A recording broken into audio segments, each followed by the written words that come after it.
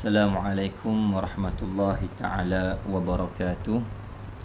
A'udzu billahi minasyaitonir rajim. Bismillahirrahmanirrahim.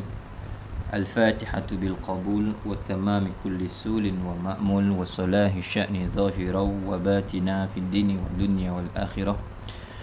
Dafi'atan likulli syar, jalibatan likulli khair lana wa liwalidina wa li ahbabina wa li masyaikhina ولمعلمنا مع اللطف والعافية وعلانية أن الله ينور قلوبنا وقوالبنا مع الهدى والتقى والعفاف والغنى والموت على دين الإسلام والإيمان بلا محنة ولا امتحان بحق سيدنا ولد أدنان وعلى كل نية صالحة وإلى حضرة الحبيب Sayyidina Muhammadin sallallahu alaihi wa alihi wa sahbihi wa sallam.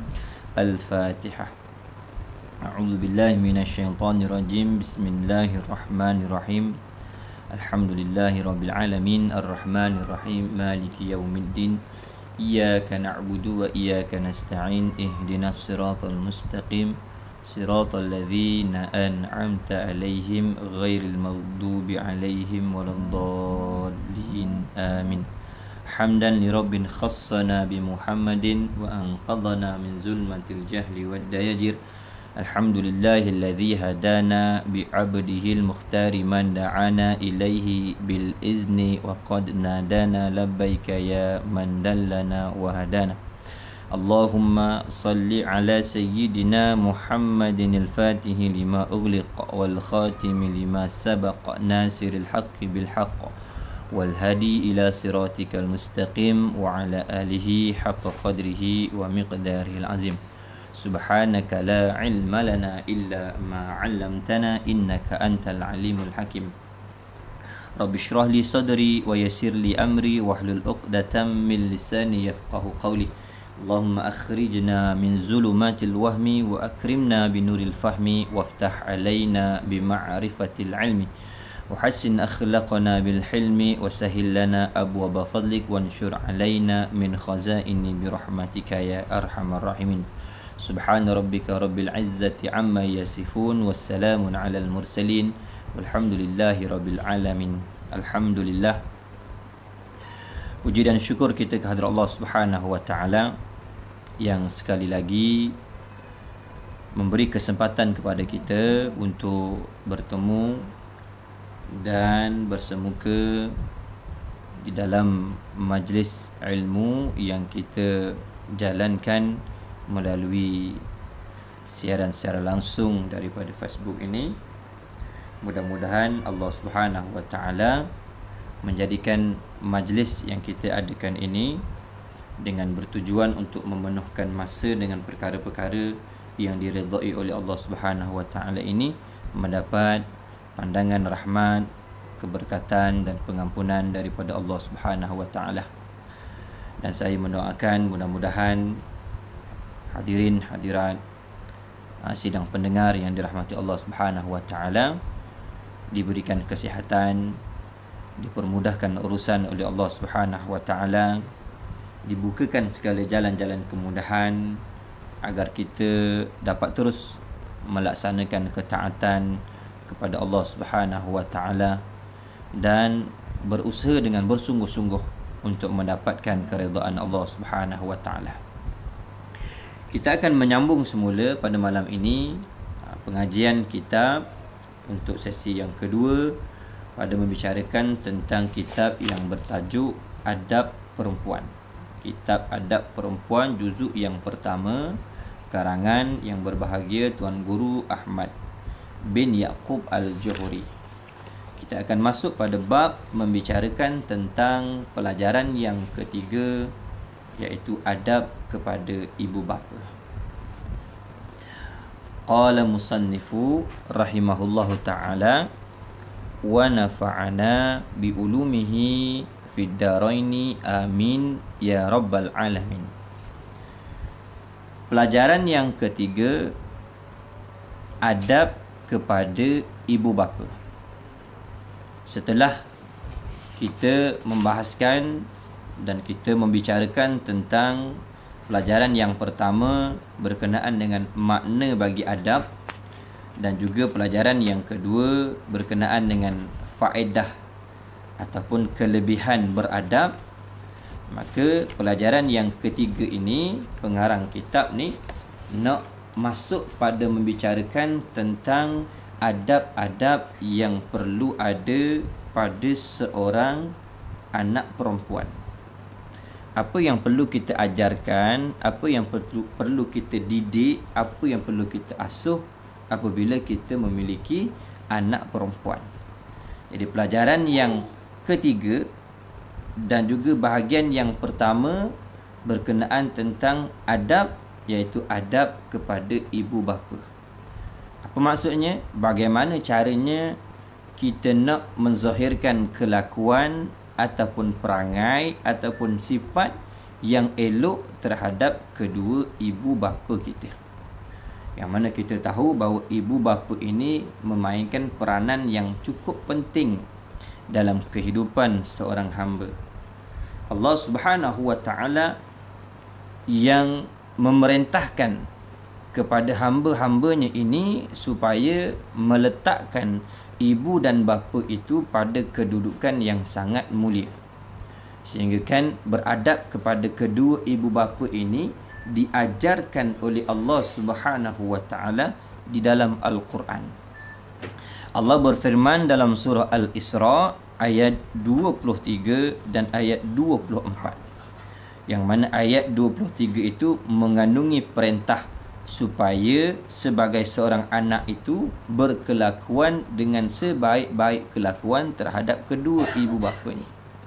Dan pada ayat yang ke-24 dan juga pada ayat yang ke-23 dan 24 itu sendiri mengandungi perintah Allah dan didikan Allah Subhanahu wa taala kepada hambanya bagaimana cara hendak beradab ataupun bersifat dengan kelakuan yang baik terhadap kedua ibu bapanya. Allah berfirman dalam Al-Quran, wa qada rabbuka alla ta'budu illa iyyahu wa bil walidaini ihsana imma yablughanna 'indakal kibara ahaduhuma aw kilahuma fala taqul lahumā uff ولا تنهرهما وقل لهما قولا كريما واخفض لهما جناح الذل من الرحمة وقل رب ارحمهما كما ربياني صغيرا.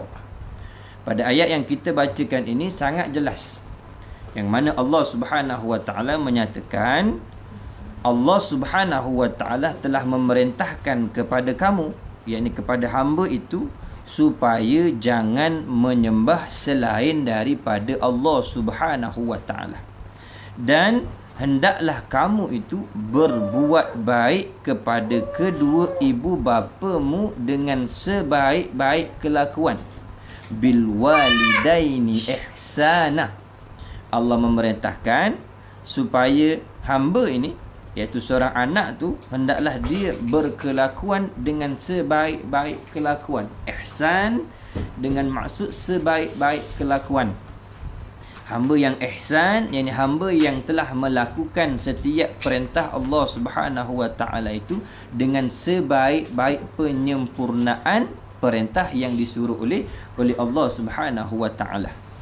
Jadi dua perkara yang Allah perintahkan. Allah perintahkan kepada hamba supaya jangan menyekutukan Allah, jangan menyembah selain daripada Allah Subhanahu wa taala, dan dan hendaklah kamu itu berkelakuan dengan sebaik-baik kelakuan terhadap kedua ibu bapa kamu.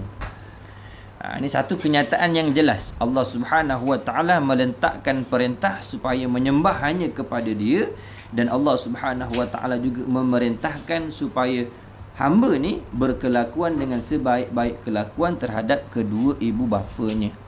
Begitu dekat perintah Allah Subhanahu wa taala. Jadi nak menunjukkan kepada kita seandainya seseorang itu menyekutukan Allah, ia termasuk dalam dosa besar.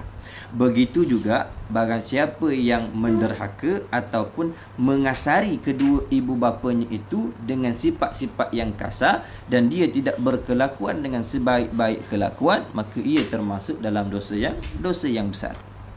Kemudian Allah Subhanahu wa taala menyatakan lagi, jika salah seorang di antara keduanya, jika salah seorang daripada keduanya ataupun kedua-duanya, yakni ibu bapa itu, sampai berumur yang lanjut dalam pemeliharaanmu.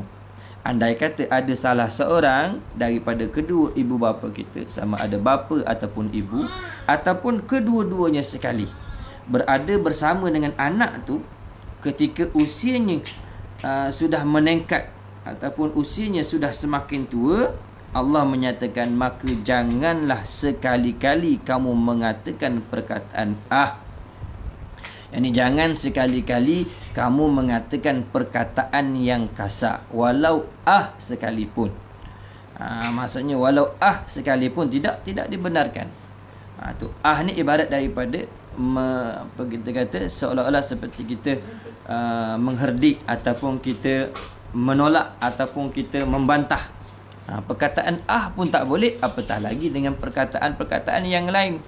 Berkata itu pun sudah dianggap sebagai satu dosa, apatah lagi kalau kita berkata dengan perkataan-perkataan ataupun cacian-cacian ataupun makian-makian yang tak selayaknya kita ungkapkan kepada kedua ibu bapa kita. Jadi maknanya bila orang tua tu dah semakin meningkat usianya, ketika itu semakinlah kita kena melembutkan perkataan kita terhadap mereka. Dan janganlah kamu membentak mereka, yakni mengherdik mereka itu, dan hendaklah kamu itu ucapkan kepada mereka perkataan-perkataan yang mulia. Ini di antara adab yang diajar oleh Allah Subhanahu wa taala. Jangan bantah, kemudian jangan mengherdik, jangan kita marah kepada mereka, dan hendaklah kita ni senantiasa berkata dengan perkataan-perkataan yang elok, perkataan-perkataan yang mulia. Dan rendahkanlah dirimu itu terhadap mereka berdua dengan rasa kasih sayang. Maksudnya apa? Hendaklah kamu ni sentiasa menghormati dirinya dan merendahkan diri kamu di hadapan orang tua kamu. Jangan sekali-kali sebagai anak tu merasa kita memiliki kelebihan di sisi kedua ibu bapa kita. Jangan kita bersikap dengan tinggi diri. Ini larangan daripada Allah Subhanahu wa taala. Kemudian Allah Subhanahu wa taala mengajarkan lagi kepada hamba itu supaya apa? Sentiasalah kamu mendoakan, memohon kepada Allah Subhanahu wa taala dengan permintaan kamu, wahai Tuhanku, kasihilah mereka keduanya, yakni kedua ibu bapa, sebagaimana mereka berdua telah mendidik aku, telah mengasihi aku sejak dari kecil lagi. Tu kita minta kepada Allah Subhanahu wa taala supaya apa? Supaya Allah Subhanahu wa taala melimpahkan rasa kasih dan sayangnya, pemeliharaannya terhadap kedua ibu bapa kita, seperti mana kedua ibu bapa kita memberikan rasa kasih dan sayang serta pemeliharaannya terhadap kita sewaktu kita masa kecil. Kerana apa? Kerana ketika kita masih kecil, ibu bapa kita telah mengorbankan segala-galanya apa yang ada dalam kehidupannya untuk memastikan kita ini hidup sihat dan membesar sebagai manusia. Berbagai perkara yang telah dilakukan oleh ibu bapa kita sewaktu kita kecil. Dia memastikan bahawa kita terselamat daripada mara bahaya. Dia memastikan kita sentiasa berada dalam keadaan kesihatan. Dia sentiasa memastikan kita mendapat didikan yang selayaknya. Maka apabila orang tua kita sudah tua, kembalilah tugas itu kepada kita. Kerana itu kita minta kepada Allah supaya apa? Allah memberikan rahmat dan kasih sayangnya kepada kedua ibu bapa ni, seperti mana ibu bapa memberikan kasih sayang kepada kita terhadap ketika kita masih kecil. Jadi pada ayat surah Al-Isra ayat 23 dan 24 ni sangat jelas bagaimana Allah Subhanahu wa taala memperingatkan kepada kita sebagai hamba ni untuk meletakkan kedua ibu bapa ni pada kedudukan yang selayaknya sebagai hamba yang perlu kita muliakan, sebagai insan yang patut kita hormati, sebagai insan yang patut kita sanjungi. Nabi sallallahu alaihi wasallam menegaskan dalam satu hadisnya, Nabi menyatakan, la yara wajhi thalathatu anfusin, tidak akan dapat melihat kepada wajahku di hari kiamat kelak. Bahkan ketika di dunia pun dia tidak akan dapat melihat wajah Nabi sallallahu alaihi wasallam, iaitu 3 jenis orang ataupun 3 jenis golongan. Yang pertama, Nabi kata al-aqu liwalidayhi. Yang pertama, orang yang derhaka kepada kedua orang tuanya, yakni mereka yang tidak menghormati, iaitu mereka yang tidak menjaga hak kedua ibu bapanya, tidak akan dapat sama sekali melihat kepada wajah Rasulullah sallallahu alaihi wasallam. Yang kedua, wattariku li sunnati, orang-orang yang meninggalkan sunnahku, iaitu mereka yang bukan sekadar meninggal, bahkan mereka mencela sunnah Nabi sallallahu alaihi wasallam. Mereka tidak mengamalkan serta tidak mengakui akan segala sunnah Nabi sallallahu alaihi wasallam. Dan yang ketiga, wa man lam yusalli alayya idza dzukirtu baina yadayhi, iaitu orang yang tidak berselawat ke atasku ketika disebutkan namaku di hadapannya. Itu 2 perkara berkait dengan diri Rasulullah sallallahu alaihi wasallam, 1 perkara berkaitan dengan kedua ibu bapa.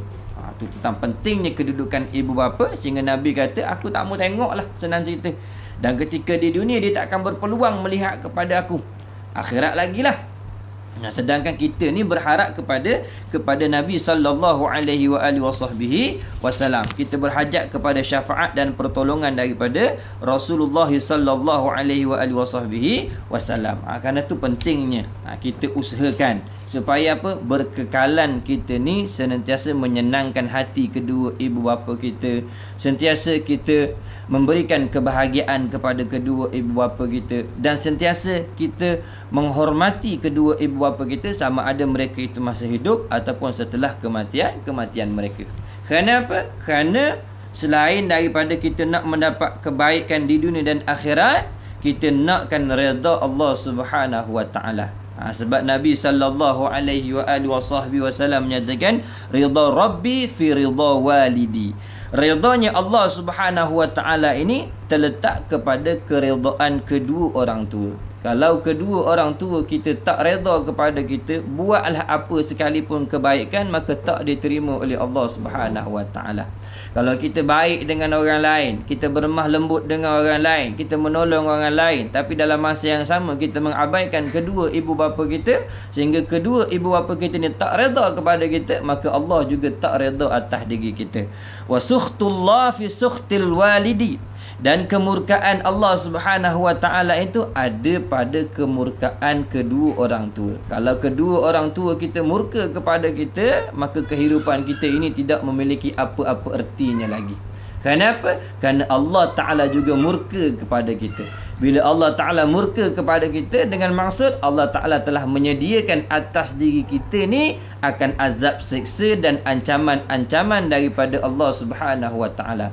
Maka hamba yang dimurkai oleh Allah Subhanahu wa taala, hamba ini juga akan mendapat laknat daripada Allah Subhanahu wa taala. Jadi hamba yang dilaknat oleh Allah Subhanahu wa taala adalah hamba yang ditutup pada dirinya itu akan pintu-pintu hidayah, dan segala kebajikan dan amalan-amalannya itu tak diterima oleh Allah Subhanahu wa taala.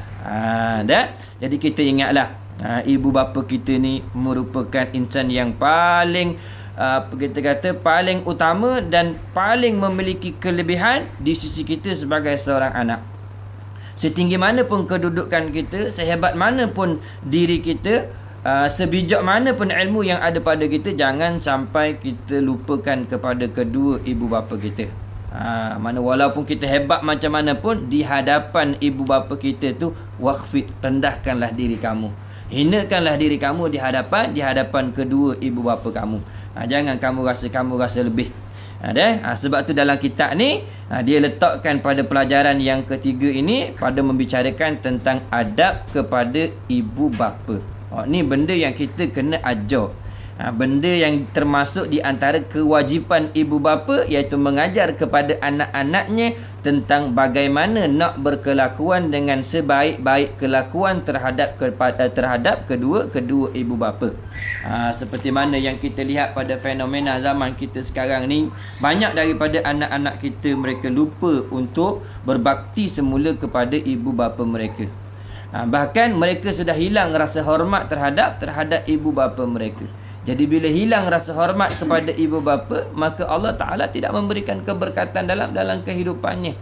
Hidupnya sentiasa rasa sempit, hidupnya rasa sentiasa susah, hidupnya sentiasa ditimpa dengan berbagai musibah. Sebab tu saya pun ingatkan pada kuliah petang tadi bahawa di antara punca berlakunya musibah yang berlaku di antara kita ini kerana apa? Kerana ramainya daripada kalangan kita sekarang ini yang mengabaikan tanggungjawabnya terhadap kedua ibu bapa. Kalau kita nak buat hitungan nisbah, kita nak cari dalam 10 buah rumah yang tidak memiliki anak yang tidak durhaka kepada ibu bapanya di zaman sekarang, amat susah. Kenapa? Dalam 10 buah rumah pasti separuh daripadanya itu ada anak yang durhaka kepada ibu bapa. Kenapa berlaku seumpama ni?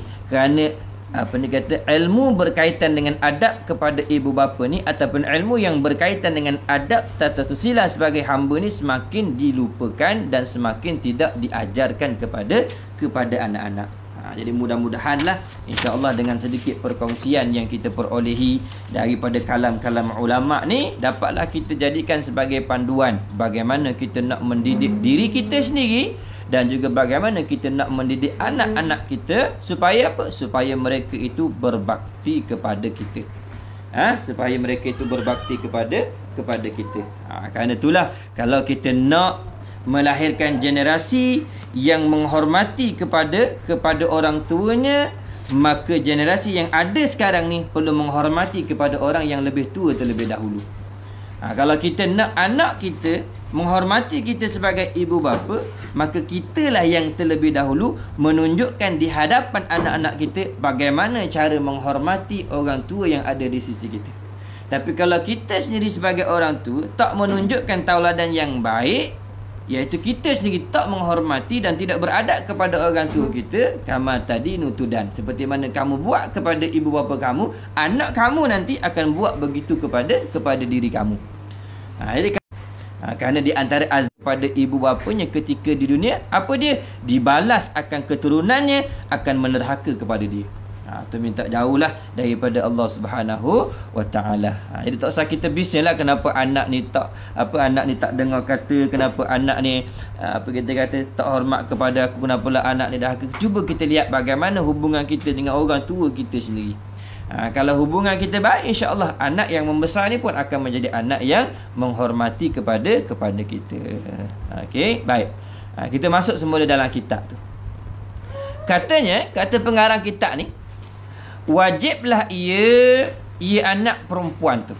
Kita bicara tentang anak perempuan dahulu. Okey, secara khususnya pada anak perempuan lah, tapi umumnya boleh juga kepada anak-anak lelaki.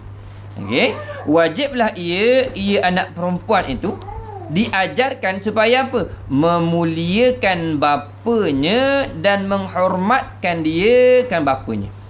Di dalam kitab ni bila bicara tentang ibu bapa, didahulukan bagaimana cara kita nak beradab dengan bapa dulu. Nanti baru dia bagi tahu cara kita beradab dengan ibu pula. Okey, jadi dia bagi tahu dulu bagaimana cara kita nak beradab kepada bapa. Dia kata wajiblah. Yang ni mesti. Bila tak buat, apa hukumnya? Berdosa besar. Wajib di sini maksudnya wajib pada syarat. Wajib pada syarat atas tiap-tiap mukallaf. Ini atas tiap anak yang dah berakal serta memayis, supaya apa? Ia memuliakan bapanya. Yang ni dia meninggikan kedudukan bapanya dan menghormatkan dia kan bapanya. Pertama dia kata muliakanlah bapa kita. Letakkanlah kedudukannya itu pada kedudukan yang selayaknya sebagai orang tua kita. Muliakan dia. Jangan dihinakan dia. Jangan direndahkan kedudukannya. Dan hormatkan dia. Hormat dengan maksud berilah khidmat dan berbaktilah kepada dia. Itu cara kita menghormati bapa kita bagaimana? tunaikanlah hak dia dengan memberikan khidmat serta berbaktilah kepada dia, serta menyempurnakan segala yang wajib atasnya atas bapa. Yang ni kita menyempurnakan segala hak yang wajib atas bapa kita kena tunaikan. Dia sebagai anak, hak ibu bapa tu ada yang kita kena tunaikan. Sama ada, dia kata sama ada di hadapan atau belakangnya dengan sukacita. Maksudnya apa? Wajiblah kita memuliakan bapa kita dan menghormati bapa kita serta menyempurnakan segala hak-haknya itu, sama ada bapa tu ada di depan kita ataupun tak ada. Ini ghaib, maknanya dia tidak ada di hadapan kita. Mana sama keadaannya tu. Mana kita kena hormatkan dia, kena muliakan dia dan menyempurnakan segala hak-haknya tu. Jangan depan dia saja. Ada setengah anak ni depan je molek, depan je baik, tapi bila tak nampak muka ayah, tak ada lah. Lupa habis. Lupa semua segala perkara yang dinasihatkan, segala perkara yang diperintahkan, segala perkara yang diamanahkan, dia lupa habis.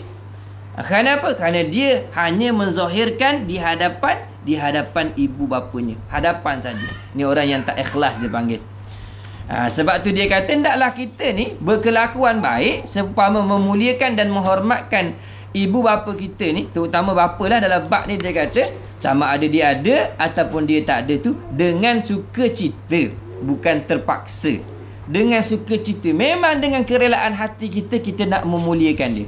Memang dengan suka hati kita, dengan rela hati kita ni kita nak hormat kepada dia, dan memang dengan rela hati kita ni memang kita suka nak menyempurnakan segala hak-hak bapa kita ni. Bukan kerana ada sebab-sebab tertentu. Ada setengahnya ada sebab-sebab tertentu. Nak ni terkadang ketika tulah hari ayah kita nguruk sikit kaki ni, hak mana sakit-sakit mari kita picit-picit. Mana ayah punya benda tak siap lagi mari kita buat ni. Ayah pun kata ni ada lah ni.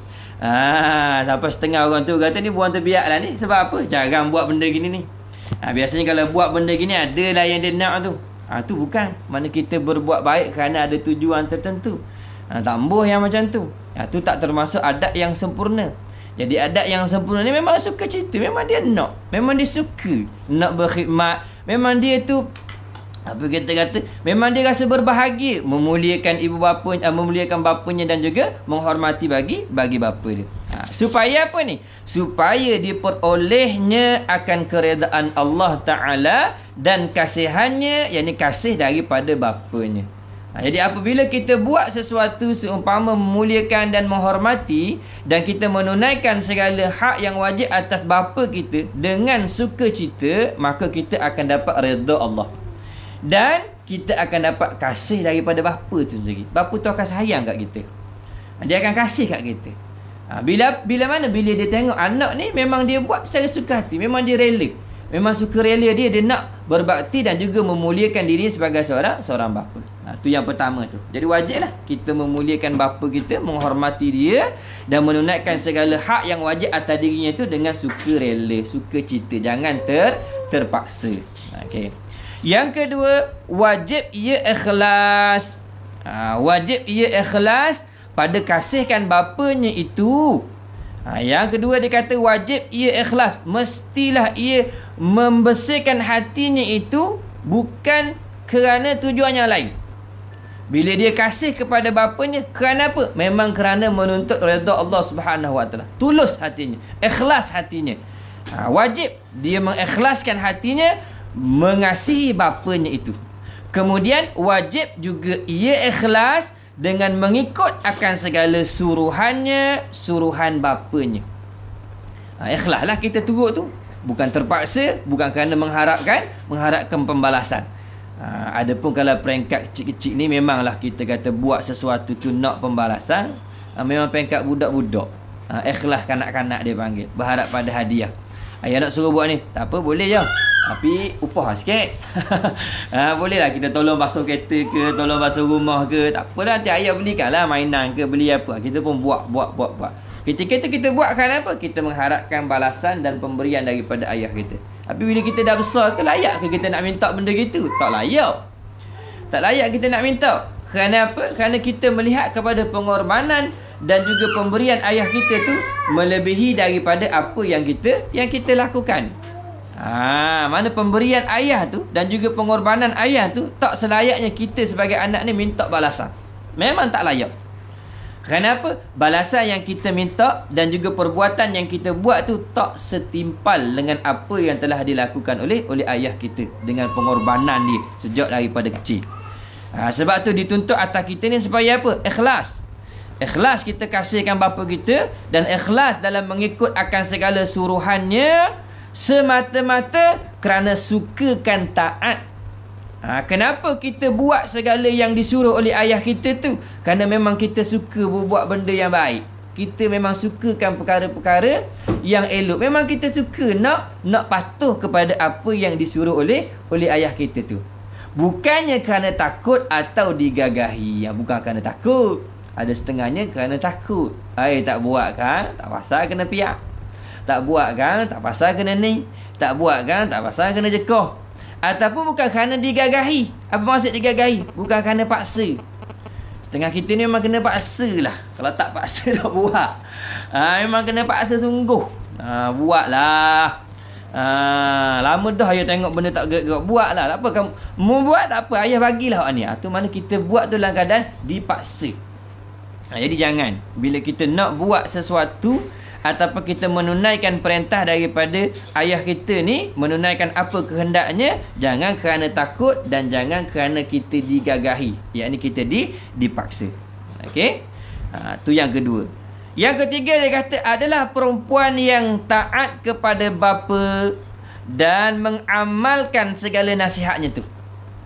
Adalah perempuan yang taat, yakni yang patuh kepada bapanya, yakni patuh atas segala perkara-perkara yang tidak bercanggah dengan tuntutan syarak.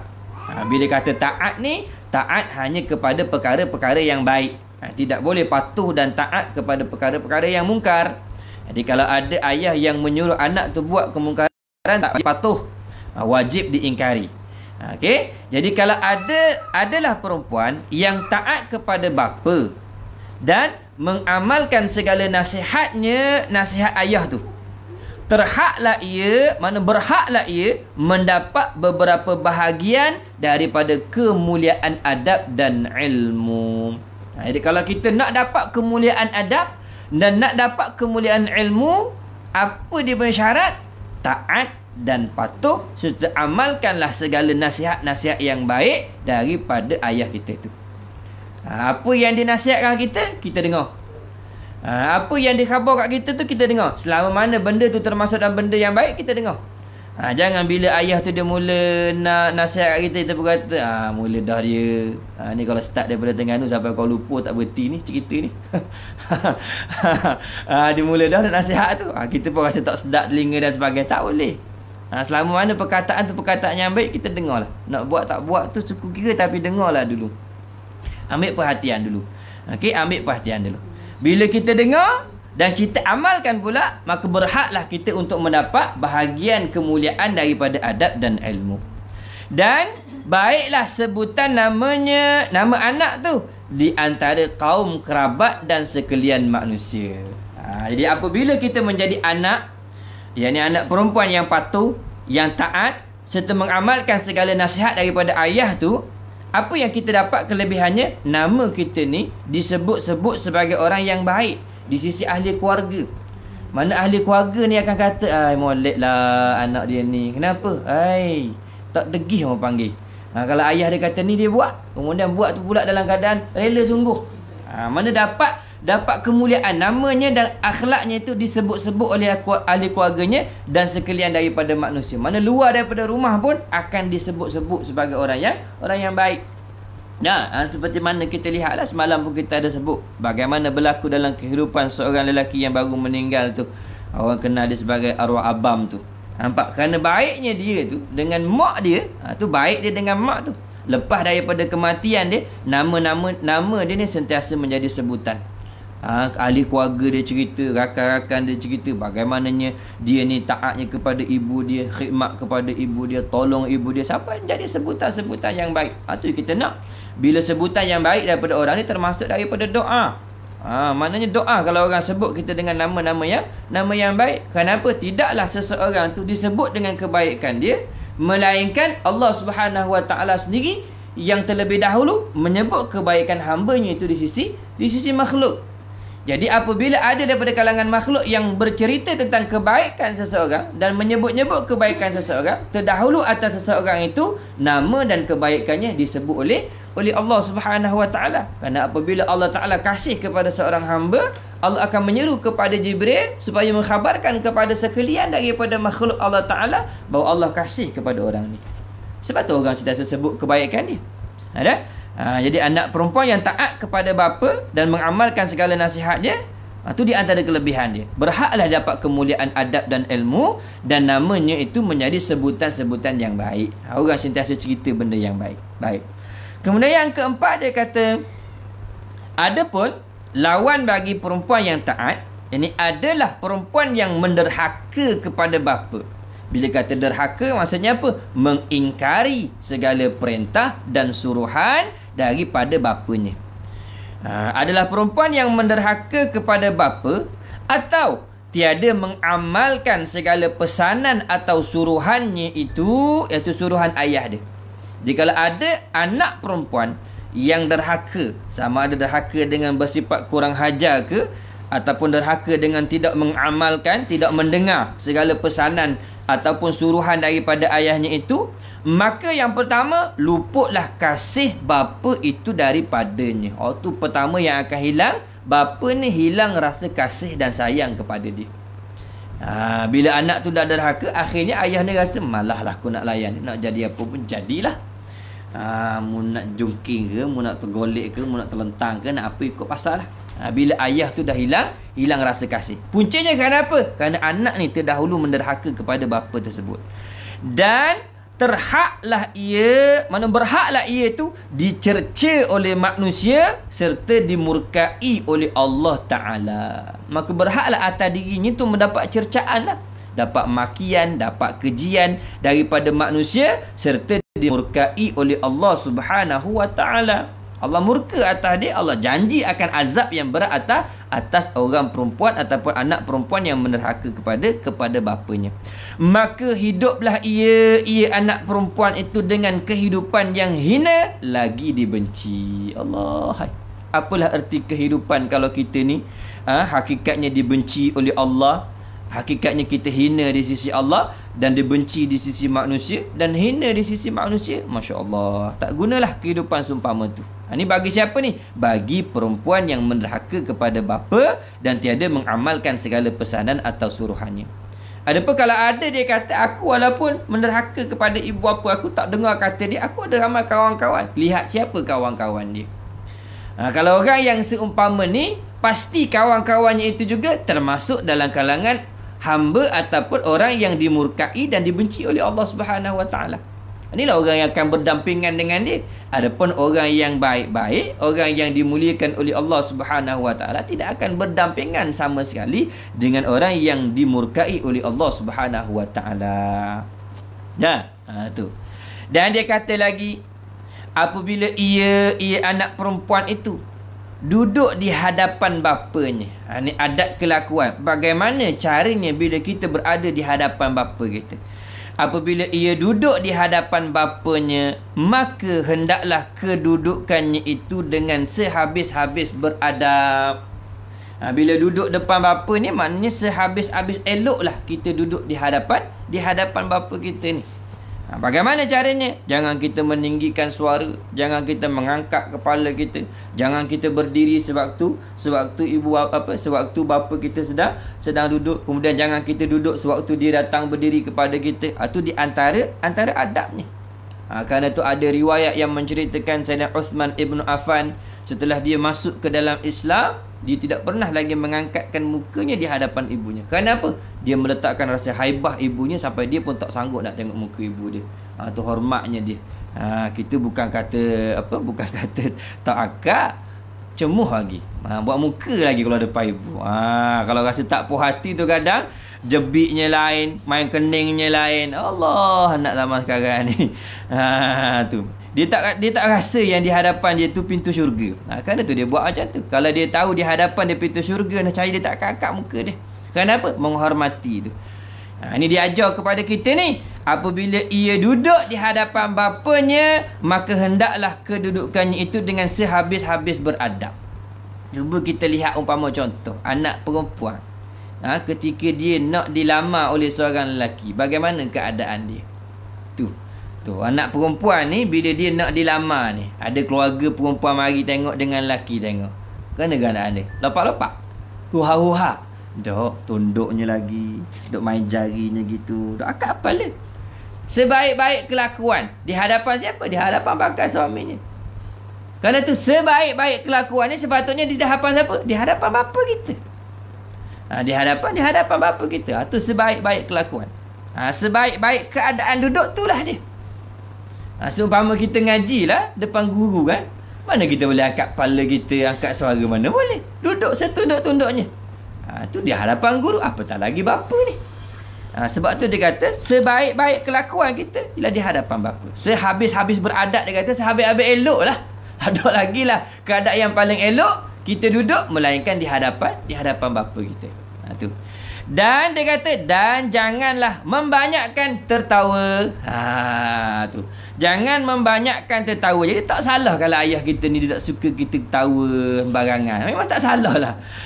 Kerana apa? Kerana itu di antara adab. Itu di antara adab. Dan janganlah membanyakkan tertawa tanpa sebab. Ketawa yang berdekah-dekah lah kita kata. Jangan di hadapan ayah kita ni. Kenapa kita tak tahu? Mungkin dia tak suka. Mungkin dia tak berkenan dengan cara kita tu. Jadi kita kena jagalah hati dia tu. Atau memegang pakaian bapanya. Jadi bila dia duduk depan kita, jangan sibuk kita duk tarik ni. Masa pegang ni duk kita duk tarik nakkan sesuatu tu, duk pegang baju dia. Jangan. Atau membesarkan suara lebih daripada suara bapanya. Yani kita meninggikan suara melebihi daripada suara bapa kita. Yani dalam bercakap ni, dalam bercakap tu, mana dalam berbual ni, bukan kata bantah lagi ni. Dalam berbual tu jangan sampai suara kita lebih daripada suara bapa kita. Ni kadang kita kalau bercerita suara kita Allah. Apakah ayah tu kadang nak cakap tak? Dah. Tak kira niat tak boleh kau ada termasuk dalam adab tu. Adab bertutur tu kena tu. Tak boleh kita nak meninggikan suara kita dalam berbual ni, dalam berbual biasa. Tak boleh meninggikan suara daripada dia. Tu kerana tu pernah ada satu ketika salah seorang daripada sahabat Nabi SAW, dia ceritakan pada waktu tu berlakunya keadaan, kita kata kenaikan harga pohon korma. Buah korma ni harga naik. Buah korma harganya naik. Jadi ada salah seorang daripada sahabat Nabi SAW ni, ketika dia menyahut panggilan daripada ibunya, dia tertinggikan suara sikit je. Ibu dia panggil tapi dia tertinggikan suara sikit. Nak nyahut tapi seolah dia tinggikan suara dia. Kemudian apa yang dia buat? Dia pergi masuk ke dalam kebun. Dia dia menggali satu pokok. Dia gali satu pokok korma ni yang harganya mahal ketika tu. Okay? Dia gali pokok yang harganya mahal ketika tu. Bertujuan untuk apa? Untuk mengambil bahagian yang paling bawah, umbut bagi pohon korma tersebut. Tu harga pokok pohon korma mahal. Sampai orang tanya, kenapa kau cabut pohon korma ni sedangkan buah korma harganya tengah mahal? Harganya cecah kepada 1,000 dirham ketika tu, mahal harganya. Dia kata apa? Aku ambil di bahagian umbut kerana aku tahu ibu aku suka makan umbut korma. Jadi dia kata, kenapa kau ambil sampai yang paling mahal macam ni? Kerana apa? Kerana aku telah meninggikan suara daripada ibu aku ketika dia panggil aku. Jadi tak ada nilaiannya. Harta benda ni tak ada nilaiannya nak dibandingkan dengan kesalahan dia apabila dia meninggikan suara kepada ibu dia. Jadi apa yang ibu dia nak, walaupun mahal sekalipun, dia akan tunaikan. Tu kerana rasa bersalahnya dia sebab meninggikan suara ketika dipanggil dia. Biasalah orang panggil kita, mak panggil kita penyaut lah. Kita penyaut. Sebab tu di antara termasuk adab sahutan anak ni kepada ibunya bukan daripada jauh. Bukan daripada jauh. Maknanya kalau dia panggil dia jauh, kita kena bergegas pergi ke tempat dia tu. Biar berdekatan dengan dia tu baru kita nyaut. Tu. Sampaikan kalau ibu panggil ni, kita sedang sembahyang, ibu ataupun bapa kita panggil, kita sedang sembahyang sunat, boleh disuruh batalkan sembahyang sunat. Sahut-sahuan tu dulu. Sahut-sahutan tu dulu. Kalau sembahyang yang wajib, disuruh atas kita ni meninggikan suara sedikit supaya diketahui bahawa kita sedang solat. Sampai macam tu sekali. Nak menjaga hati tu. Jadi dia kata di antara adab bila kita berdepan dengan bapa, bila kita duduk dengan bapa kita, sama ada duduk di meja makan ke, duduk bual ke, jangan besarkan suara lebih daripada suara bapanya. Mana jangan tinggikan suara kita ketika kita berbual. Ketika kita berbicara, jangan kita tinggikan suara. Kalau ayah kita tu berbualnya sedikit, maka kita pun cakapnya sedikit. Jangan kita lebih banyak perkataannya daripada ayah kita. Kadang kita ni lebih banyak lajak kita daripada ayah. Ayah sikit je cakap. Tu. Mana kita kena kurang-kurangkan lah. Kalau dia tak terasa hati, tak apa, takut-takut dia simpan.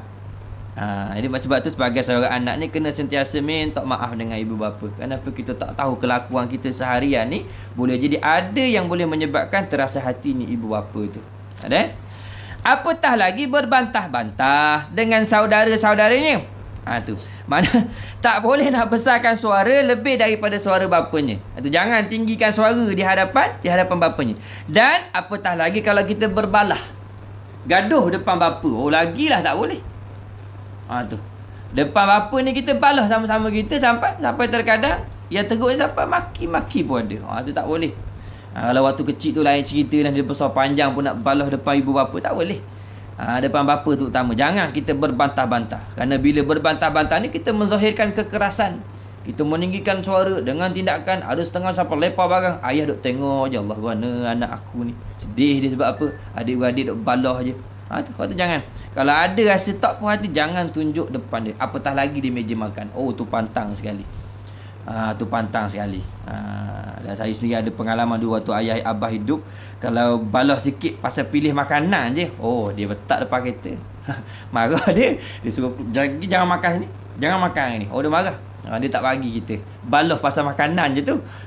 Gaduh pasal ayam biasanya. Nak ayam ni kita ambil, abang kita pun nak, kita pun apa aku nak ni. Dia kata dua-dua jangan makan. Dia marah. Dia kata jangan balah depan makan. Lagi depan dia, dia tak bagi. Tu adab tu dia ajar kita. Tu kita kena jagalah. Sebab tu depan ibu bapa ni lebih baik kita senyap.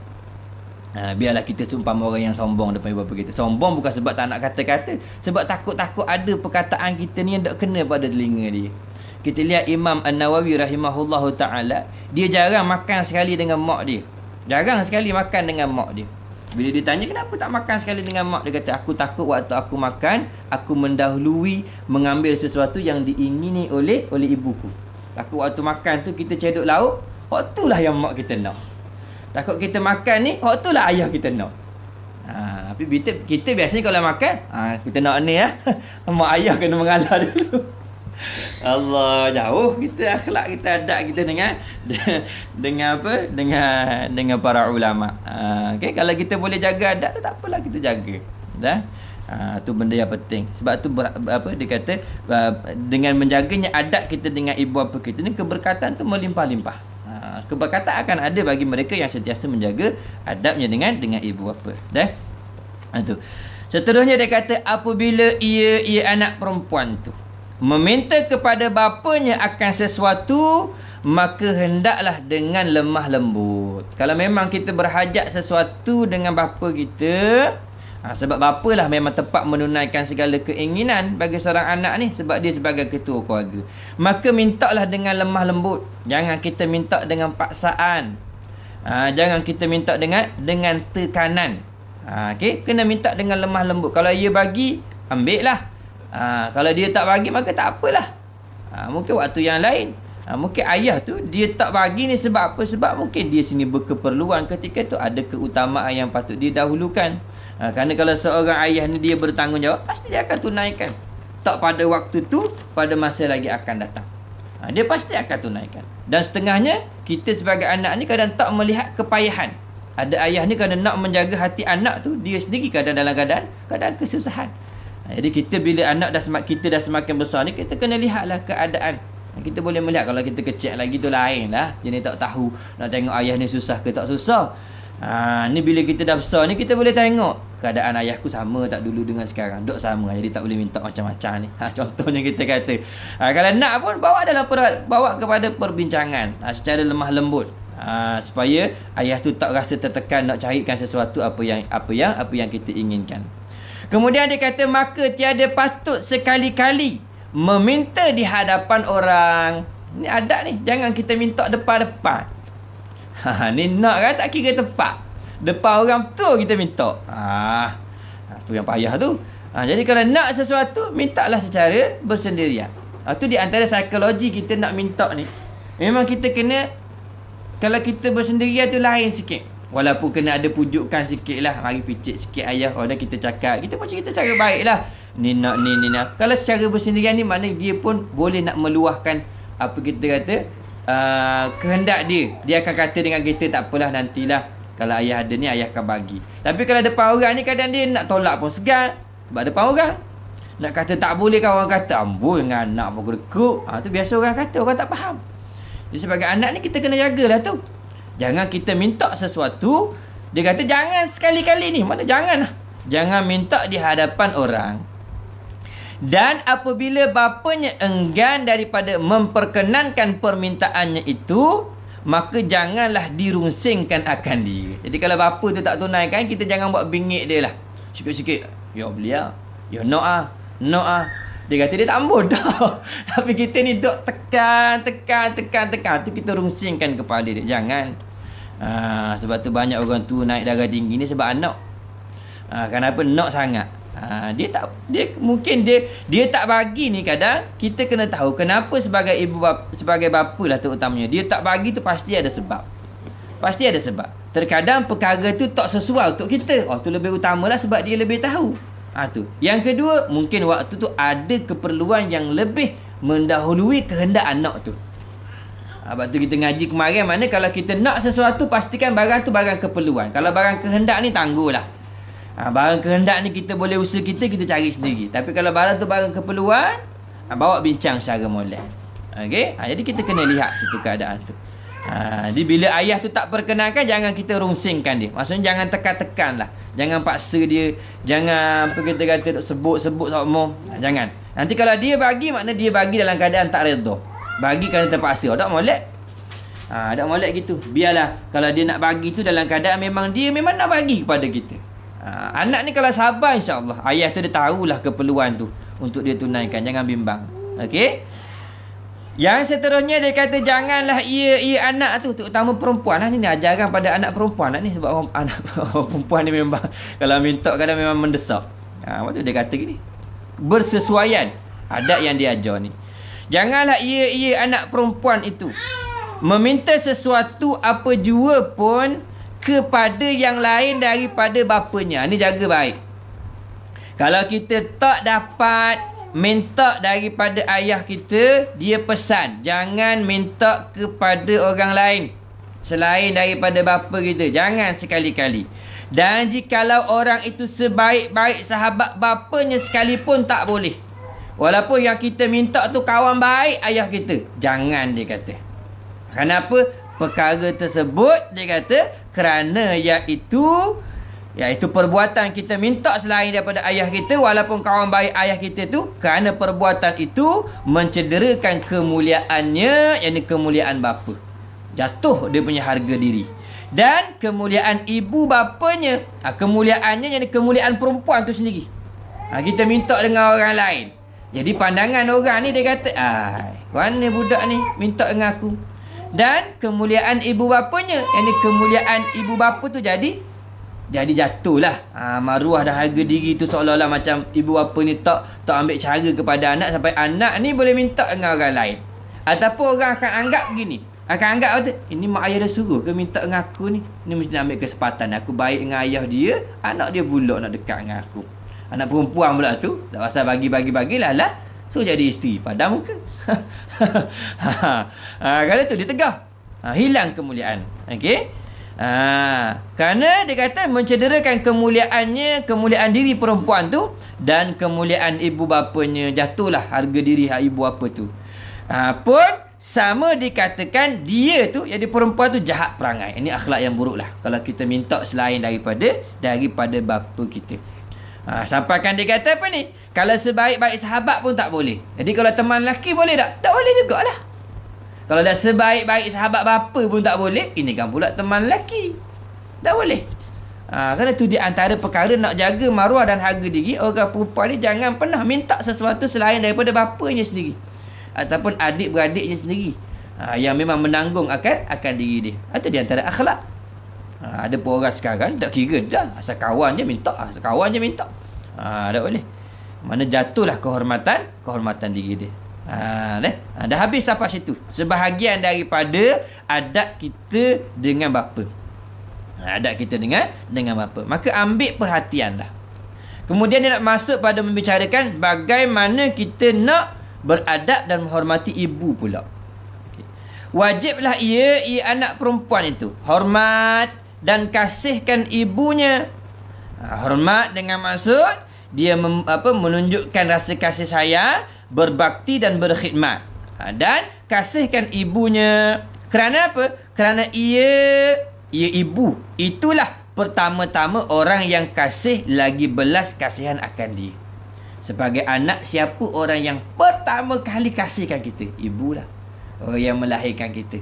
Sebelum bapa tu meletakkan kasih dia, sebelum ahli keluarga meletakkan kasih dia, sebelum suami meletakkan kasih ke atas diri dia, siapa yang pertama kali meletakkan kasih atas dia? Ibu dia. Ibu yang melahirkan itulah pertama-tama manusia meletakkan rasa kasih lagi belas kasihan akan anak perempuan tersebut. Waktu lahir tu nampak saja muka, dipeluknya, diciumnya, kemudian diberi minum susunya, dijaganya, menangis, kemudian dilihat apa keperluan dia. Tu orang yang pertama sekali memberi kasih.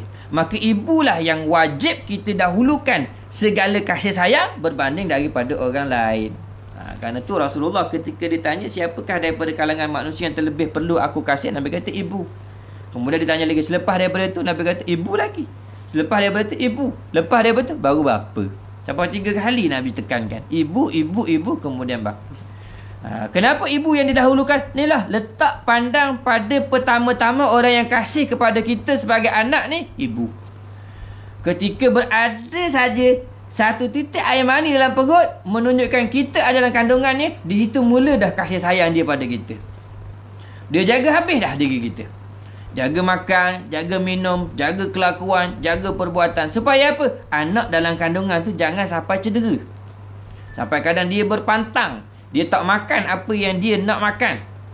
Kemudian dalam keadaan dia sendiri tak tahan dengan keadaan bayi yang dalam kandungan tu, sampai loyanya, kadang muanya, tapi masih juga menjaga diri dia. Sampai sehingga kan kelebihan orang perempuan yang mengandung ni, dia boleh tak berpuasa kerana apa? Nak menjaga diri dia tu, supaya jangan sampai mencederakan anak. Kerana apa? Nak menzahirkan rasa kasih tu. Kemudian bila nak sampai waktu kelahiran, Allah bertaruh nyawa tu nak melahirkan tu. Dia sanggup mengorbankan nyawanya, menghadapi segala kesakitan demi nak melahirkan anak tu. Demi nak menzahirkan rasa kasih pada anak tu, sampai sanggup berbuat demikian. Kemudian bila lahir saja, apa juga keadaan dia, sama ada lahir secara normal ke, secara operation ke, dia tetap menzahirkan rasa kasih dia. Kemudian ibu ni tengok kesanggupan dia, rasa nak menzahirkan, tunjuk kasih sayang pada anak. Kemudian bila berhajat suami untuk anak yang kedua, sanggup lagi dia. Walaupun melahirkan yang pertama tu perit rasa dia, tapi kerana anak ni sanggup dia. Sebab tu ibu ni wajib kita hormat, wajib kita kasih. Dan sebab tu dia kata, pertama-tama orang yang kasih lagi belas kasihan akan dia, akan anak perempuan itu, ialah ibu. Kerana sungguhnya sabda Nabi kita sallallahu alaihi wasallam, al-jannatu tahta aqdamil ummahat. Artinya bermula syurga itu di bawah kaki sekalian ibu. Ibarat daripada apa ni? Seseorang yang nak masuk ke dalam syurga, keredaannya itu terletak di bawah kaki ibunya. Bukan suruh cari pintu syurga di bawah kaki ibu, tak ada lah. Maksudnya apa tu? Mana anak ni dia duduk bawah ibu dia, nak masuk syurga ni dia berhajat kepada ibu.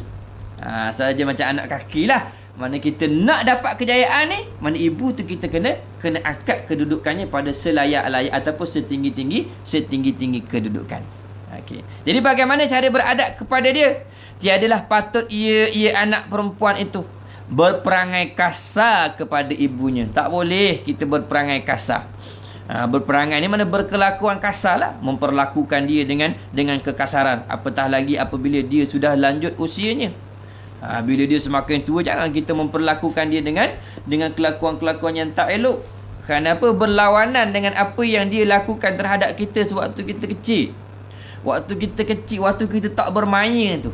Waktu kita dalam keadaan masih kecil, tak bermain, tak mampu berdiri, tak mampu berjalan, tak mampu makan, tak mampu minum dengan sendiri. Waktu tu dengan selembut-lembut keadaan dia melayani diri kita. Tu ibu tu. Dia pegang kita dengan sebaik-baik pegangan. Dia bersihkan kita dengan sebaik-baik pembersihan. Jadi apabila ibu ni dia sudah semakin tua, yang mana keadaannya sama seperti anak yang masih kecil, takkan kita nak berlaku kasar pula. Lawanlah, seolah-olahnya berlawanan dengan kasih sayang yang dizahirkan oleh ibu tersebut. Sebab tu anak ni payah dia nak berkelakuan seperti ibu dia. Sebab tu seorang ibu boleh menjaga 10 orang anak, tapi 10 orang anak belum tentu boleh menjaga seorang ibu. Jadi jangan berlaku kasar, jangan berperangai dengan perangai yang kasar, sama ada pada kelakuan, memek muka ataupun perbuatan, atau membesarkan suara di hadapannya. Jangan tinggikan suara di hadapan ibu. Walaupun ibu ni memang suaranya lebih tinggi daripada kita ni, tapi jangan kita lawan lah. Nak dibandingkan ayah dengan ibu, memang tinggi suara ibu lagi. Tapi jangan kita tinggikan suara ketika kita berbual, ketika kita berbicara dengan dia. Jangan tinggikan suara. Atau menduka citakan dia dengan suatu apa jua pun. Dan jangan sampai kita buat ibu kita ni berkecil hati dengan apa jua kelakuan kita. Sama ada perbuatan kita ataupun pertuturan kita ataupun apa jua kelakuan kita, jangan sampai buat ibu kita rasa sedih. Faham? Jangan sampai buat dia macam tu. Dan jika diperbuatnya juga, yakni dia buat juga perangai kasar, tinggikan suara, buat ibu dia menjadi sedih, nescaya dibilangkan dia orang yang jahat perangai lagi keras hati. Tu dibilangkan dia sebagai orang yang jahat perangai lah. Adaklah kalau kata jahat ni memang buruk lah. Jahat adabnya, jahat akhlaknya, lagi keras hati. Tu keras hati. Bila keras hati ni tak boleh nak terima kebaikan lah. Nasihat pun tak masuk. Benda-benda hak molek kita nak khabar pun dia tak terima. Puncanya kenapa? Kerana dia berkelakuan yang tidak elok dengan ibunya. Jadi jangan tinggikan suara, jangan buat perkara-perkara yang tak sepatutnya, terutama anak perempuan. Wajiblah atas perempuan yang berakal mengetahui akan segala yang wajib kepada ibunya. Wajib pada syarak ni.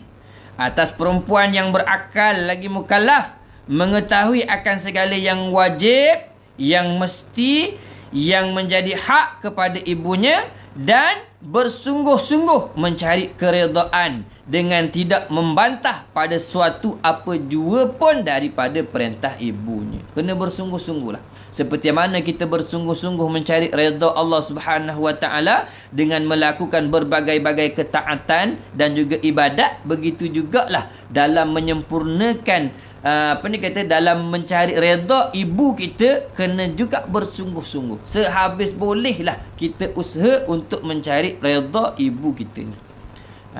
Dalam masa yang sama, jangan kita bantah kalau apa yang dia khabarkan kepada kita tu termasuk perkara yang membetuli akan syarak. Dan kalau perkara itu membetuli dengan kehidupan harian pun, jangan kita bantah.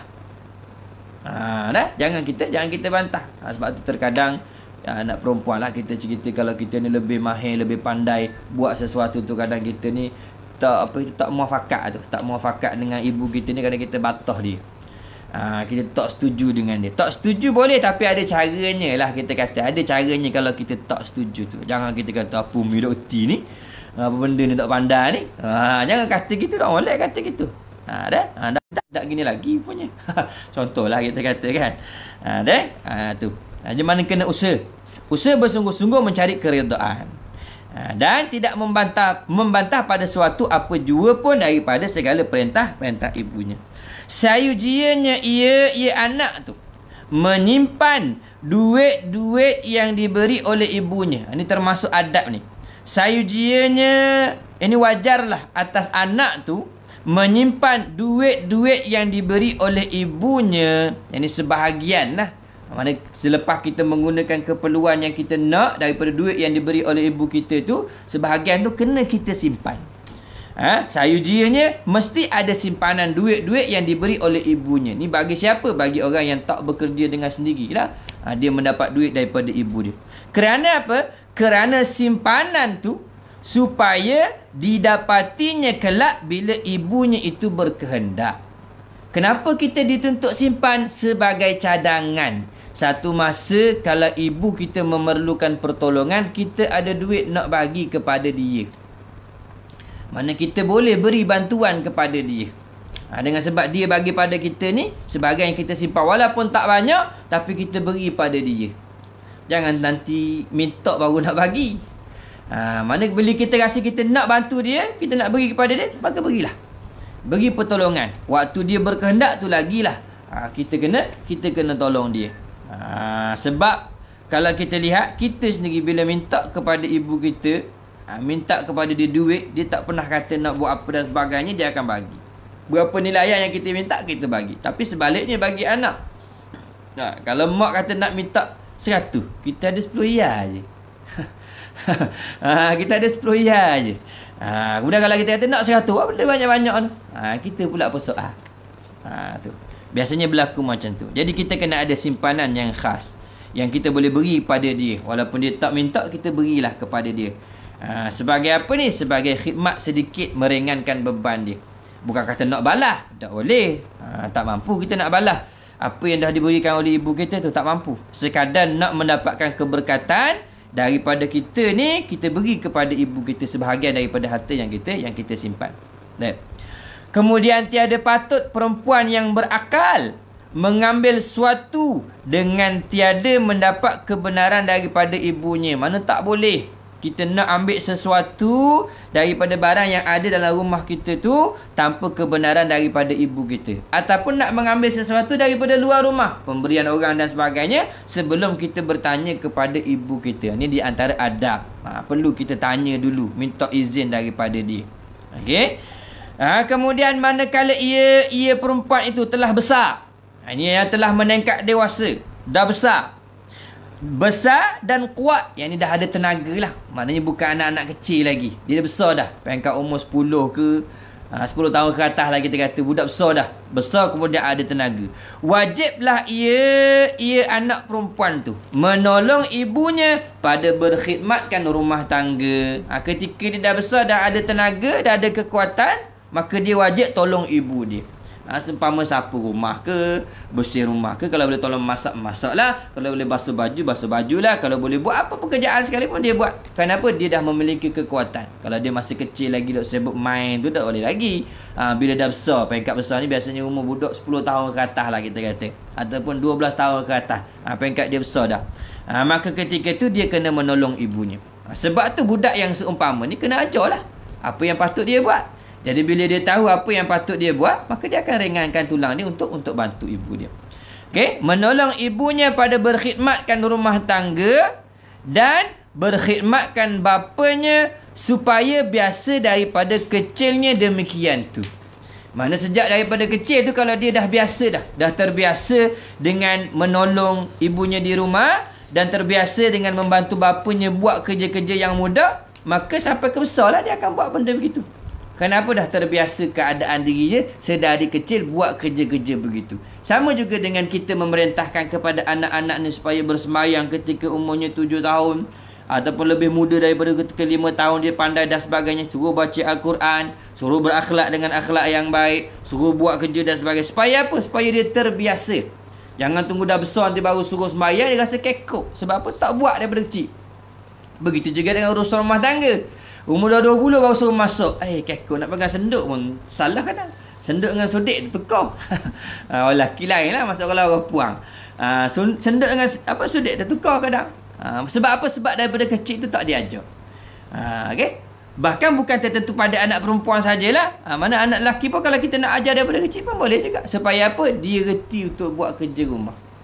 Supaya dia tahu tugasan-tugasan yang boleh dia tunaikan seandainya ketiadaan ibu dia. Sebab tu kita kena ajar. Okey? Jadi habis sampai situ. Berkenaan dengan adab dan kelakuan yang perlu ada bagi seorang anak perempuan terhadap bapanya. Okey, terhadap bapanya dan juga terhadap ibunya. Itu sebahagianlah. Mana kalau kita nak tahu lebih lagi, mana kita kena buka kitab-kitab yang lebih besar lagi lah. Ataupun kitab-kitab lain yang lebih khusus membicarakan tentang adab. Di antara membicarakan tentang adab kepada ibu bapa. Kalau nak lihat di antaranya kitab Bidayatul Hidayah. Dalam kitab tu ada dia memperincikan lagi bagaimana adab yang sepatutnya seorang anak kepada ibu bapa. Okey. Habis sampai situ dulu, nanti insya-Allah besok kita akan masuk pada membicarakan tentang adab kepada sekalian saudara-saudara. Dan mudah-mudahanlah yang sedikit ni kita amalkan dulu. Ini bersempena dengan tempoh lanjutan ni, perintah apa kita panggil kawalan pergerakan ni, mana anak-anak tu lebih banyak bersama dengan kita di rumah. Inilah waktunya, inilah peluangnya untuk kita gunakan sebaik-baik waktu ni untuk memberi didikan yang sewajarnya untuk anak-anak kita, supaya dia dapat menangani masalah kehidupan yang kita alami ni pada masa akan datang. Dia tahu bagaimana, terutama pada bab menguruskan rumah tangga, maksudnya berkhidmat kepada ibu bapa. Ajarkan pada waktu ni, ini peluang. Kerana mungkin pada waktu-waktu yang lain, bila dia naik ke sekolah, kita tak ada waktu yang lama dengan dia, kita pun sibuk bekerja, dia pun sibuk bersekolah dan sebagainya. Jadi ruang waktu tu mungkin tak dapat untuk kita gunakan untuk mendidik mereka dengan sebaik-baik didikan. Ini ada peluang. Ini antara hikmahnya lah Allah Ta'ala turunkan musibah ni supaya apa? Supaya kita ni semua, terutama umat Islam ni, kembali untuk merapatkan ukhuwah sesama ahli keluarga, terutama isteri, suami dengan isteri, kemudian dengan anak dan sebagainya. Ini peluang dia. Okey. Jadi mudah-mudahan insya-Allah dapat kita amalkan. Baik. Sebelum kita tutup kuliah ni ada satu soalan, ada dua soalan. Dia tanya, jika si anak patuh dan taat pada ibu bapa, tapi dalam masa yang sama tidak taat pada suruhan Allah Subhanahu wa taala, seperti mencuaikan solat dan kewajipan-kewajipan yang lain, adakah Allah redha kepada anak tersebut? Adakah juga digelar sebagai anak-anak yang soleh? Okay.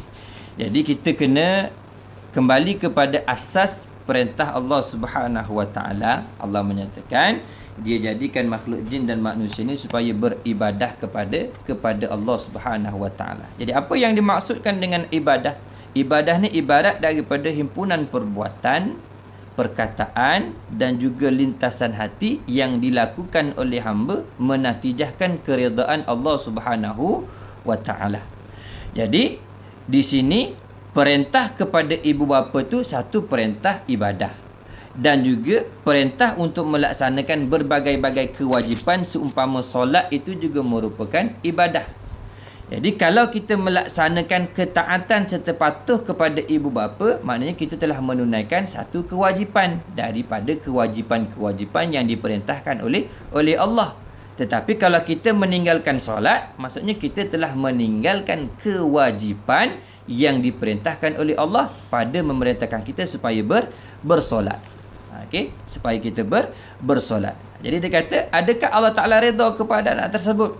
Redha pada satu sudut, dia dapat kebaikan dengan sebab dia berbuat taat kepada ibu bapanya. Tetapi adakah dia mendapat kesempurnaan redha daripada Allah Ta'ala? Taklah. Kenapa? Dia tak menyempurnakan perintah Allah yang lain, terutama solat. Kerana solat ni merupakan tiang bagi agama. Dan adakah dia digelar sebagai anak yang soleh? Taklah. Kerana hamba yang soleh ni hamba yang menunaikan dua perkara. Pertama, menunaikan hak dirinya sebagai hamba kepada Allah, yang ini melaksanakan perintah-perintah ketaatan yang disuruh oleh Allah Subhanahu wa taala. Yang kedua, hamba yang menunaikan hak sesama makhluk, yang ini dia menjaga hubungannya dengan makhluk-makhluk Allah Subhanahu wa taala. Jadi kalau dia taat kepada ibu bapanya, mana dia baru menjaga satu perintah, iaitu menjaga hubungan dengan makhluk. Tapi dia meninggalkan solat, maknanya dia tidak menjaga hubungannya dengan Allah Subhanahu wa taala. Baik. Sebenarnya kalau kita nak lihat, anak yang taat kepada Allah, anak yang taat kepada ibu bapa, nescaya dia juga taat kepada Allah sebenarnya. Kerana seperti mana ayat yang kita bacakan tadi, Allah Subhanahu wa taala menyatakan, janganlah kamu menyekutukan Allah dan hendaklah kamu berkelakuan baik dengan kedua ibu bapa. Jadi di sini ada kaitannya. Maksudnya apa? Siapa yang taat kepada Allah, nescaya dia akan menjadi orang yang taat kepada kedua ibu bapanya. Dia tidak akan berlawanan. Mana tidak akan kita jumpa anak yang betul-betul taat kepada ibu bapanya, dalam masa yang sama dia mengingkari perintah-perintah Allah Subhanahu Wa Taala. Nah, mungkin kalau mak ayah daripada kecil tak tekankan solat tu. mana? Tak akan berlaku. Dia tidak akan berlaku kesempurnaan. Anak yang taat kepada ibu bapa tu meninggalkan perintah Allah, tak akan berlaku. Dia tak akan berlaku. Okey. Jadi maknanya kebiasaannya, bila dia taat kepada Allah, maknanya dia akan menyempurnakan ketaatan kepada kedua ibu bapanya. Tetapi ada juga orang yang taat kepada Allah tak menyempurnakan ketaatan kepada ibu bapanya pun ada juga. Maksudnya apa ni? Tak sempurna peribadatannya kepada Allah Subhanahu Wa Taala. Maka tak digelar sebagai orang yang soleh, taklah. Mana pada bahagian dia taat kepada Allah, ada bahagian pahalanya. Pada bahagian dia tidak tidak menjaga hak ibu bapanya, maka ada bahagian azab yang dijanjikan oleh Allah Subhanahu Wa Taala. Begitu juga ketika dia taat kepada ibu bapanya, maka ada bahagian ganjaran pahala yang diberikan oleh Allah Taala. Pada bab dia meninggalkan solat, ada janjian seksa daripada Allah Subhanahu Wa Taala. Kerana itu nanti di akhirat, setiap orang yang beriman, selama mana dia berbekalkan keimanannya sampai membawa dia kepada kematian, walaupun di akhirat kelak dia akan diazab dengan azab yang seksa, tapi akhirnya dia akan dimasukkan ke dalam syurganya Allah Subhanahu Wa Taala. Cuma biasanya asbab dia menzahirkan ketaatannya kepada kedua ibu bapanya itu, Allah Taala akan berikan hidayah kepada dia, memberikan keberkatan kepada hidupannya. Dia akan menjadi hamba yang taat kepada Allah Subhanahu Wa Taala. Biasanya macam itulah. Mana adalah kelebihan atas diri dia itu, Allah Taala akan zahirkan. Ada? Baik. Soalan yang kedua, kalau macam isu COVID ni, ada mengadu orang tua, ada yang suka tubik luar. Walau kita khabar dah jangan tubik. Molek naik motor jalan petang tubik. Dah nasihat. Tapi biar. Macam mana nak handle situasi macam ni? Dah nasihat tapi dia tetap keluar. Takut bagi mudarat pada diri ayah dan keluarga. Ni memanglah dalam bab memberi nasihat kepada orang tua ni pun dia ada kaedah dia lah. Sebab tu bil hikmah wal hasanah. Tanggungjawab kita memberikan nasihat. Tanggungjawab kita memberikan nasihat kepada dia sekadar yang kita mampu. Seandainya tindakan ayah tu boleh menyebabkan kemudaratan yang lebih besar kepada ahli keluarga, maka ada salurannya. Mana kalau terpaksa repot polis lah. Nak buat kan? Termasuk derhaka tak? Tak. Kenapa? Itu termasuk dalam menyempurnakan perintah Allah Subhanahu Wa Taala. Nabi SAW menyatakan la dirara la dara wala dirara. Jangan kamu memudaratkan diri sendiri dan jangan kamu menjadi sebab kepada kemudaratan atas orang lain. Jadi kalau kita lihat, jika berlaku dalam keluarga kita ni, ayah kita lah, umpama kita khabar dah ayah jangan keluar. Kenapa ni musim-musim gini adalah larangan gini-gini dan sebagainya. Dia kata tak apalah, apa bimbangnya, takut bendanya. Dia keluar juga. Kita tahu dah dia keluar tu, kalau memang dia pergi sampai kepada tempat yang boleh memudaratkan diri dia. Memudaratkan diri dia. Maknanya dia pergi kepada tempat yang boleh memudaratkan diri dia. Maksudnya apa? Ayah kita ni dia mencampakkan diri kepada kemudaratan. Dalam Al-Quran apa Allah kata? Jangan kamu campakkan diri kamu kepada kebinasaan. Jadi maknanya apa? Dia sengaja menuju kepada tempat yang boleh mendatangkan kemudaratan atas diri dia. Mana dia itu dah seolah-olah melanggar perintah Allah Subhanahu Wa Taala. Okey, kita nasihat dah. Nasihat ni jangan sampai maki, jangan sampai balas, janganlah. Mana dengan nasihat yang baik-baik, kita bagi tahu dia begini. Kalau ayah kalau ayah kata ayah nak keluar juga, tak apalah. Ayah keluar, nanti kalau tu saya report polis apa. Beri ancaman kepada dia. Okey. Andai kata kalau dia buat juga, apalah, report jelah. Kenapa? Kerana kita nak menjaga yang di rumah tu. Kita nak menjaga yang di rumah tu. Di rumah mungkin ada mak, ada adik-beradik yang lain.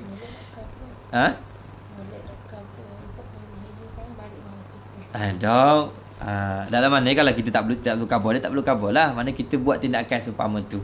Mana kalau dia kena di luar tu, mungkin dia tak tahu siapa yang report dan sebagainya kan. Sebab dia membahayakan. Tapi kalau dia memang pergi tu pada tempat yang tidak memudaratkan degi-degi kedai dan sebagainya, itu tak apalah. Mana kalau tempat yang kita kata kita boleh consider dia selamat dan sebagainya, kemudian kalau dia balik tu dia boleh menjaga diri dia, jaga kebersihan dan sebagainya, itu tak apa lagi. Tapi tetap beri nasihat lah, beri peringatan kepada dia. Dia sama juga seolah-olah kita perintah kepada ayah kita ni supaya kalau dia tak solat, kita suruh dia solat. Kalau dia tak puasa, kita suruh puasa. Sama juga dengan perintah ni, menunaikan perintah apa yang berlaku sekarang ni termasuk dalam perkara yang membetuli akan syarak. Jadi siapa yang mengingkari seolah-olah dia telah kita kata seolah telah bercanggah dengan apa yang dikehendaki oleh syarak. Sebab perkara ni telah disepakati. Kita nak mencampakkan diri kita kepada kebinasaan tu termasuk perkara yang ditegah pada syarak. Jadi kita kena tegur. Wajib tegur lah. Wajib beri peringatan. Bukan sekadar bahaya atas diri dia, tetapi membahayakan juga atas orang lain. Itu mudarat lebih besar lah. Mudarat lebih besar. Bukan kata bab COVID je ni, umpama orang merokok pun gitu juga. Bab rokok pun gitu juga. Bab rokok ni dia membinasakan diri dia serta orang yang ada dalam rumah. Jadi kita kena tegar lah. Kita kena tegur, kita kena larang. Kalau perlu jangan sampai masuk dalam rumah dan sebagainya. Jadi buat apa-apa juga perkara yang boleh menyelamatkan diri kita, yang boleh menyelamatkan orang yang ada di sekitar kita, dan menyelamatkan orang yang berusaha untuk mencederakan diri dia sendiri tu. Okey? Cuma kaedah kita nak nasihat tu kena dengan cara yang baik. Jangan dengan perkataan yang tak elok, jangan dengan caci maki, jangan dengan tindakan-tindakan yang kasar. InsyaAllah kalau kita memberi penerangan dan pemahaman yang betul, dia boleh terima. Melainkan dah memang jenis keras kepala tu memang payahlah. Kadang-kadang ayah ni pun dia kena bertimbang rasa lah. Maksudnya dia kena ada sifat boleh menerima pandangan orang. Terkadang orang tua pun memang sifat dia macam tu. Bila dia terlebih tua, terkadang dia menganggap diri dia lebih tahu, dan dia lebih pandai. Sebab tu payah nak menasihatkan orang tua, melainkan dengan cara yang betul. Kalau orang tua kata aku terlebih dahulu makan garang daripadamu, kalau kita nak jawab kata sebab tu ayah kena darah tinggi, sebab ayah makan garang dulu saya taklah. Biasanya orang tua macam tu. Jadi kena pandai. Contohnya kita lihat bagaimana kaedah yang ditunjukkan oleh cucunya Rasulullah sallallahu alaihi wasallam, Sayyidina Husain dan Sayyidina Hasan. Ketika dia melihat ada seorang tua ni, dia berwuduk dalam keadaan yang salah. Dia berwuduk cara salah dia berwuduk ni salah. Jadi Hasan dan Husain ni duk fikir macam mana nak khabar. Kalau khabar ni orang tua, khabar orang tua. Jadi maka Hasan pun kata, engkau berwuduk seperti mana cara orang tu buat, nanti aku akan tegur perbuatan kau. Jadi Husain pun dia ambil lah. Husain ambil wuduk. Kemudian Hasan kata, bukan macam ni. Jadi orang tu tengok je, bukan macam ni, salah ni mu ambil gini yang aku lihat daripada Rasulullah, cara ambil dan sebagainya. Jadi orang tu ni tengok, dia kata, aku salah rupanya. Sebab apa? Budak ni buat sama macam aku. Jadi daripada situ dia dapat pengajaran melalui cara. Tak perlu cakap dengan orang tu ni, tapi dengan sebab cara dia tu, orang ni dapat nasihat. Jadi kalau kita anak ni, kita dah nak nasihat kat ayah tak boleh, kita marah adik. Dek, mu jangan keluar. Mu nak keluar gimana petang-petang gini. Mu tahu tak bahaya ni. Mu boleh kena tangkap polis tau. Cakap dengan dia, contoh lah kata. Dia ayah dengar je. Kalau pergi aku report dengan polis. Cakap dengan adik. Jadi ayah dengar, bahaya juga ni, aku pergi kan dia report polis pula. Takut-takut ayah tu dia terbuka. Jadi kita kena pandai lah. Benda ni kena pandai supaya tak mendatangkan sakit hati orang tu. Cukuplah sampai situ dulu, insyaAllah. Kita sambung lagi kuliah kita pada malam esok. Kalau tidak ada apa-apa aran, dan petang besok seperti biasalah kita akan sambung bacaan kitab Syama'il Muhammadiyah dan juga kitab Hid, insyaAllah. Wallahu a'lam. Subhanakallahumma bihamdika asyhadu an la ilaha illa anta astaghfiruka wa atubu ilaik. Bismillahirrahmanirrahim. Alhamdulillahirabbil alamin, wassalatu wassalamu ala sayyidina Muhammadin asyrafil anbiya'i wal mursalin wa ala alihi washabbihi ajma'in. Allahumma ighfir lana dhunubana wa liwalidina wa limasyayikhina wa limuallimina wa li ashabil huquqi alaina wa li jamil muslimina wal muslimat wal mu'minina wal mu'minat bi rahmatika ya arhamar rahimin. Subhana rabbika rabbil izzati amma yasifun wa salamun alal mursalin walhamdulillahi rabbil alamin. Assalamualaikum warahmatullahi wabarakatuh.